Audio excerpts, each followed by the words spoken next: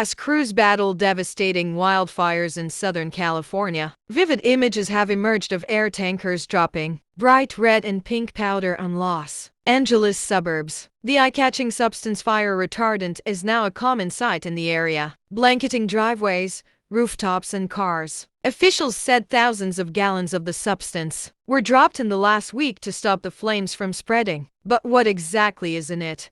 And how does it help fight the wildfires? The flame retardant is a product called Phos-Chek, which is sold by a company called Perimeter. It has been used to fight blazes in the U.S. since 1963 and is the main long-term fire retardant used by the California Department of Forestry and Fire Protection. It is also the most used fire retardant in the world, according to a 2022 report in the Associated Press. With wildfires raging in Southern California over the last week, images have since surfaced of the pink, powder-like substance covering vehicles and driveways. Perimeter, the company behind Phos-Chek, has advised in the past cleaning the powder off as soon as it is safe to do so. The longer the retardant dries, the more difficult it is to remove completely, they cautioned. Warm water and mild detergent are effective in removing it from small surfaces. The company has said, for larger surfaces, pressure washers can be used. The exact formula of Phos-Chek is not public knowledge, but the company has said in previous filings that the product is 80% water, 14% fertilizer-type salts, 6% coloring agents and corrosion inhibitors. As for its color, the company said it is a visual aid for pilots and firefighters alike. After a few days of exposure to sunlight,